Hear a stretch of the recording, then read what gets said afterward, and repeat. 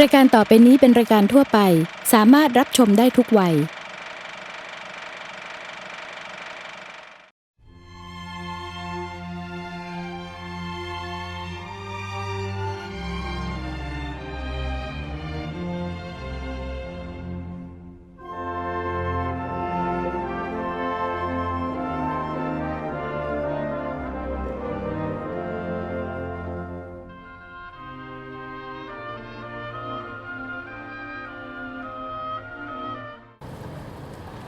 สวัสดีครับวันนี้พวกเรามาทำอะไรกันครับผมวันนี้นะคะพวกเราเป็นตัวแทนของกลุ่มจริงจังนะคะจะพาเพื่อนๆทุกคนมาเยี่ยมชมพิพิธภัณฑ์สถานแห่งชาติเรือพ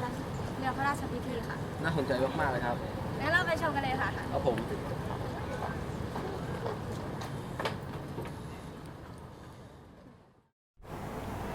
เรือพระราชพิธีคือเรือที่สร้างขึ้นสำหรับใช้ในกิจการของราชสำนักหรือสถาบันพระมหากษัตริย์เช่นเป็นพระราชยานพาหนะในการเสด็จพระราชดำเนินในการพระราชพิธีและโอกาสสำคัญต่างๆลำเรือจะมีขนาดค่อนข้างใหญ่และยาวกว่าเรือทั่วไป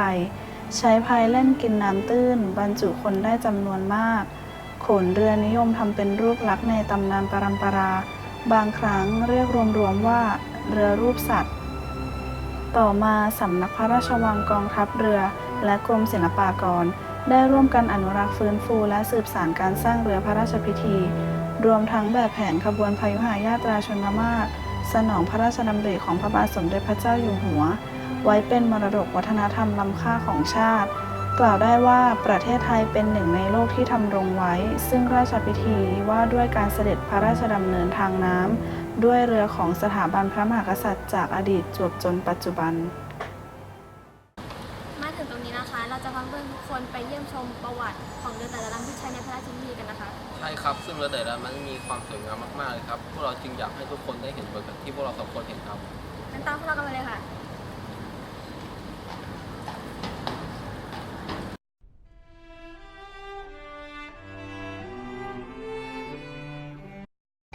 เรือพระที่นั่งสุพรรณหงส์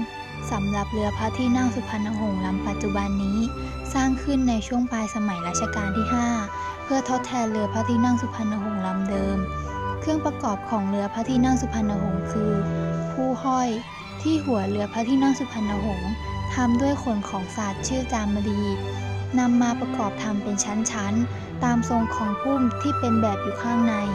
เรือพระที่นั่งจะทอดบัลลังก์กัญญาเป็นที่ประทับกลางลำตกแต่งด้วยม่าน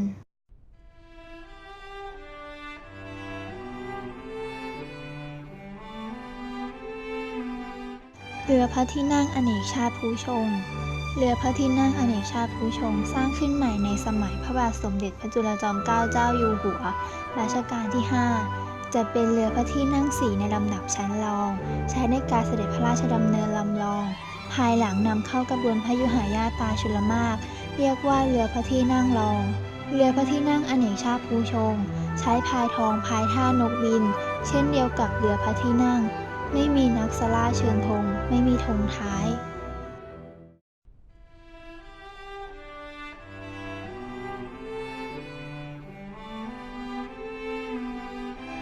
เรือพระที่นั่งนารายณ์ทรงสุบรรณรัชกาลที่ 9 เรือนารายณ์ทรงสุบรรณเป็นเรือพระที่นั่งกิ่งประเภทเรือรูปสัตว์กล่าวคือ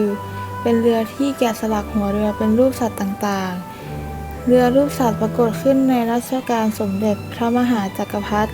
พระองค์ทรงแก้เรือแซเป็นเรือชัยและเรือรูปสัตว์ต่างๆเพื่อจะให้ตั้งปืนใหญ่ที่หัวเรือได้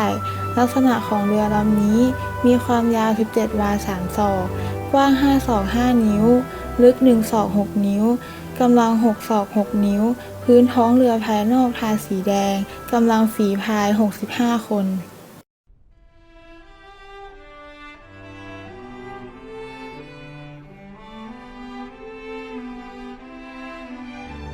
เรือเอกชัยเหินหาว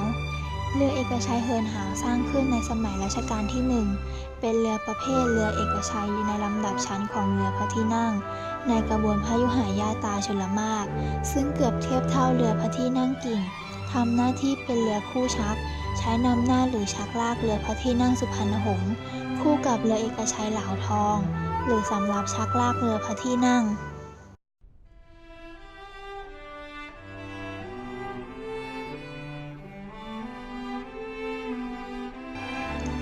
ระที่นั่งอนันตนาคราชสำหรับเรือพระที่นั่งอนันตนาคราชลำปัจจุบันนี้สร้างขึ้นในสมัยรัชกาลที่ 6 สมัยรัชกาลที่ 4 โปรดใช้เรือพระที่นั่งอนันตนาคราชเป็นเรือพระที่นั่งลำด้านหน้ามีฉัตร7 ชั้น 1 องค์ฉัตร5 ชั้น 3 องค์ ด้านหลังบุษบกเป็นฉัตร7 ชั้น 1 องค์ 5 ชั้น 2 องค์ และมีพระกฏพัดโบกบังพระศูนย์บังแทรกด้านหน้าพระแท่นมีอาวุธผูกติดคือปืนนกสับพระแสงง้าวนาคถมเงินด้านท้ายพระแท่นมีทวน1 คู่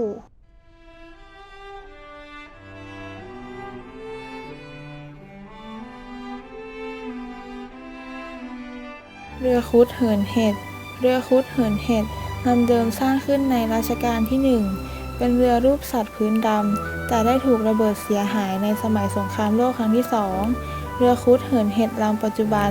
สร้างใหม่เมื่อพุทธศักราช 2511 โดยใช้หัวเรือลำเดิมมาซ่อมแซมท้ายเรือทำใหม่แล้วเสร็จเมื่อวันที่ 30 กันยายน พุทธศักราช 2511 แล้วช่างแกะสลักลวดลายทำงานประมาณ 18 เดือน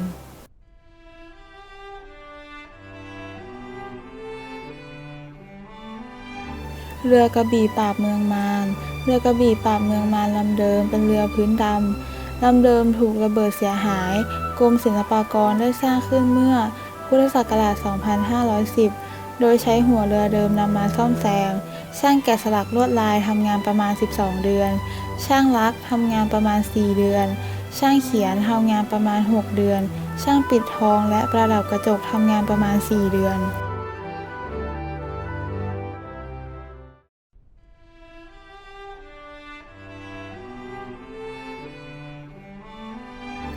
เรืออสูรวายุพักษ์ไม่พบหลักฐานที่สร้างเรืออสูรวายุพักษ์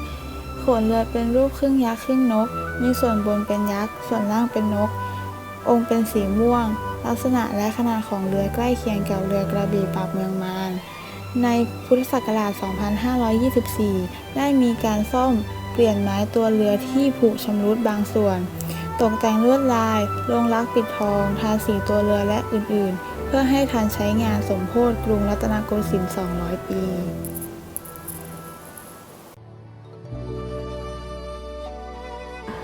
เป็นยังไงบ้างครับ วันนี้พวกเราคงได้รับความรู้กันไปมากก็น้อยเลยใช่ไหมครับ ใช่ค่ะทั้งได้ความรู้และความเพลิดเพลินไปกับความงามของวัฒนธรรมของเราซึ่งอยู่คู่ประเทศไทยของเรามาอย่างเนิ่นนาน ใช่ครับ ดังนั้นพวกเราจึงควรช่วยกันอนุรักษ์วัฒนธรรมไทยให้อยู่คู่กับพวกเราตลอดไปครับ วันนี้พวกเรา2 คนขอตัวลาไปก่อน สวัสดีครับ